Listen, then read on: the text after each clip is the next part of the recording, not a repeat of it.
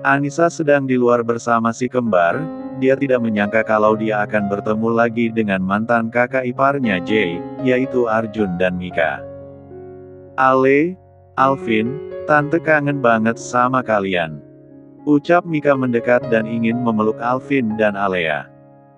Namun kedua bocah itu dengan gesit langsung menghindar dan membuat Mika nampak menatap keduanya kesal. Kalian enggak kangen sama tante? Pasti kamu yang menghasut kedua ponakanku ini kan? Tatapan perempuan itu nampak tajam.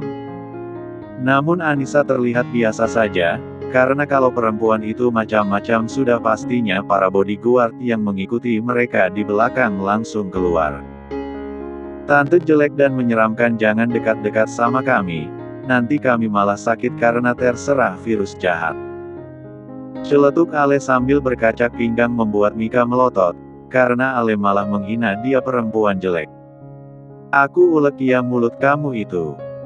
Kamu makin besar kenapa makin tidak bisa dikasih tahu Nampak Mika ingin menyentuh mulut Ale karena sudah menghina dia, namun tangannya lebih dulu ditepis oleh Anissa. Jangan berani menyentuh sedikit pun kedua anak saya. Ucap Anissa dingin menatap datar Mika. Arjun dan Mika malah menertawakan Anissa. Cih. Ngaku-ngaku anak, memangnya kamu yang melahirkan mereka berdua? Kamu itu cuman mama tiri yang pastinya mengincar harta adik ipar aku. Kamu itu enggak cocok jadi ibu mereka. Udah miskin dekil enggak tahu malu malah ngaku-ngaku. Hardik Mika merendahkan Anissa. Bruk. Tiba-tiba tubuh Mika terpental ke belakang karena didorong kasar oleh Ale. Dasar tante jelek jahat. Momi Ale itu yang terbaik, memangnya tante siapa yang menjelekkan Momi begitu? Wajah bocah itu terlihat sangat emosi menatap Mika dengan tatapan permusuhan. Ale, jangan sayang, biar Momi saja yang melawan mak lampir itu, nanti dia malah menyakiti kamu. Ucap Anissa sambil mengecup kening bocah itu agar menuruti ucapannya. Ale pun mundur ke belakang mominya dan berdiri di samping Alvin. Alvin sudah sedikit sehat jadinya hari ini bisa jalan-jalan walaupun tidak jauh, mereka hanya masuk mall saja kalau lelah dia akan duduk, karena dia juga yang mengajak Momi dan Ale untuk jalan-jalan. Kenapa anak ini makin hari makin keras kepala ya mas? Aku enggak jadi mau punya anak kayak mereka berdua. Kesal Mika. Tiba-tiba perempuan itu tersenyum sinis dan refleks mendorong Anissa tanpa babi bu lagi. Anissa yang kaget, refleks langsung menutup matanya dan memegang perutnya, namun dia merasa ada seseorang yang menahan badannya. Mas J. Anissa langsung memeluk suaminya, tubuhnya juga tiba-tiba gemetaran karena ketakutan. Bayangkan saja kalau dia jatuh tadi mungkin sekarang bisa saja dia sudah berlumuran darah di lantai. Enggak apa-apa ada mas yang selalu memantau kalian. Ucap Jay mengusap belakang istrinya. Dia melepas pelukannya lalu menatap tajam Mika. Mika yang ketakutan refleks langsung bersembunyi di belakang suaminya. Plak, plak. Jay yang sudah geram dan tidak bisa menahan emosinya pun langsung menamparkan pipi Mika hingga tertoleh ke samping. Beraninya kamu menyentuh istriku dan ingin membuat kedua anakku terluka. Kamu sudah bosan hidup? Tanya Jay menatap tajam Mika dan Arjun bergantian. Ini bukan salah Mika, istri kamu tuh yang duluan cari masalah sama kami. Mungkin istri kamu itu kurang dididik. Sinis Arjun membuat Jay mengepal telapak tangannya erat. Plak. Buk. Setelah menamparkan pipi laki-laki itu, Jay juga memberikan bogeman mentah di wajahnya agar ada kenang-kenangan.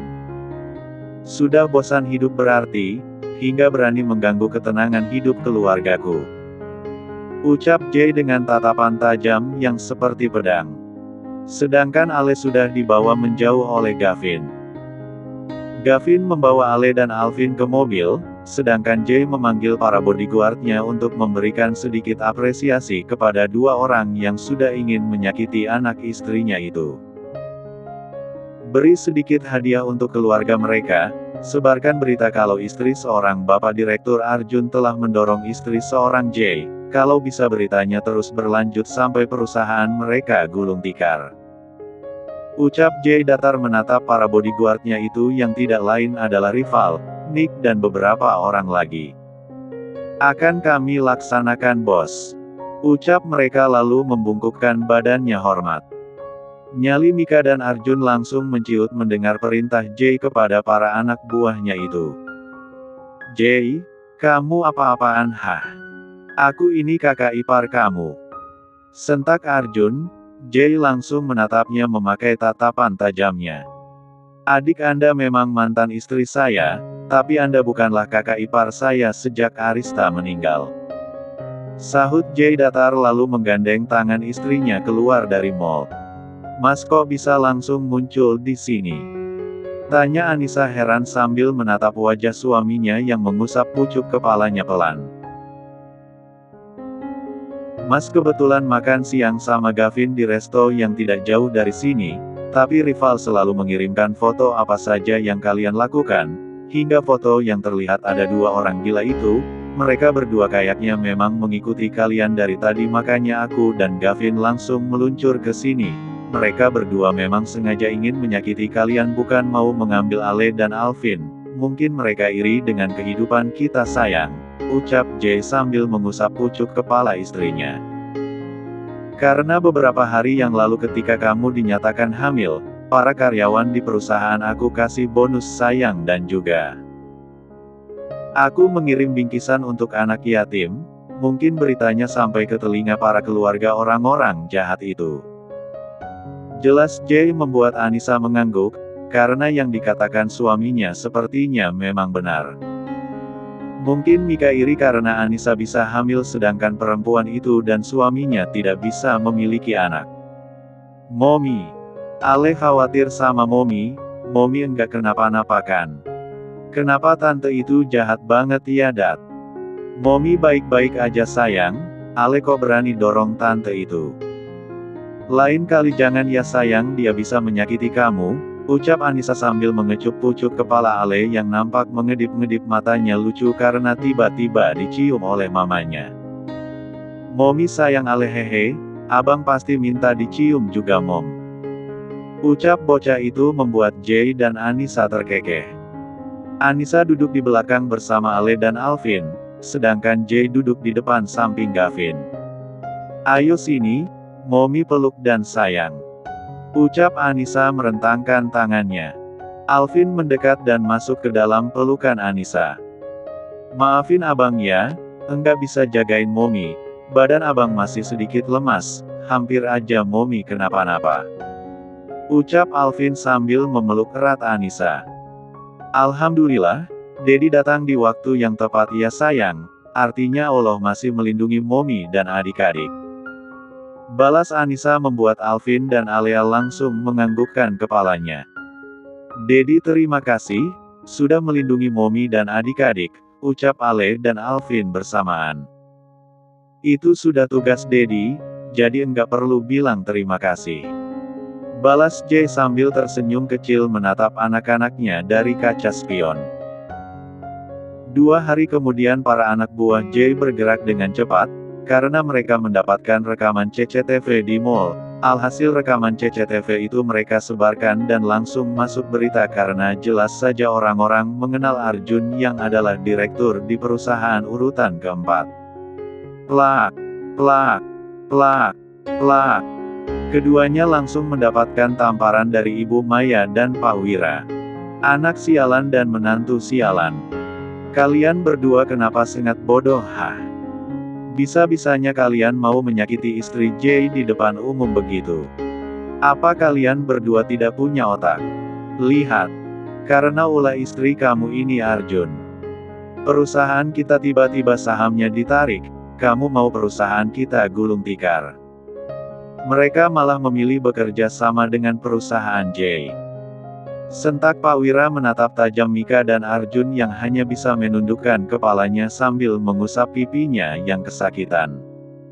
Dasar mertua laknat. Bukannya mereka sangat membenci Anissa setelah mendengar kabar perempuan itu yang hamil, kenapa malah aku yang tersiksa gini? Kalau mereka bangkrut lebih baik aku dan Mas Arjun cerai aja. Aku yakin Mas Arjun sebenarnya yang mandul dan kalau aku menikah lagi pasti aku bisa punya anak. Batin Mika menyusun rencana liciknya. Anissa mengobrol di ruang tengah bersama Cinta karena Ale dan Alvin sudah tidur karena keduanya kelelahan tidak ada tidur siang. Sedang Jay dan Dakan di ruang kerjanya entah sedang membicarakan apa, Anissa juga tidak tahu. Apa kamu sudah selesai haid? Tanya Anissa pelan, karena Cinta ada bercerita kalau kemarin-kemarin dia sedang haid. Iya, sudah bersih tadi pagi, Sekarang aku udah enggak takut lagi kalau dekat dengan Mas Dakan, mungkin karena dia selalu menunjukkan perhatian serta kasih sayangnya. Ucap Cinta membuat Anissa tersenyum mendengarnya. Dia ikut bahagia kalau Cinta benar-benar sembuh dari traumanya. Apa kamu butuh tutorial untuk menyenangkan perasaan suami? Bisik Anissa membuat Cinta jadi malu mendengarnya. Biar cepat nyusul punya baby juga. Celetuk Anissa lagi. Apa caranya?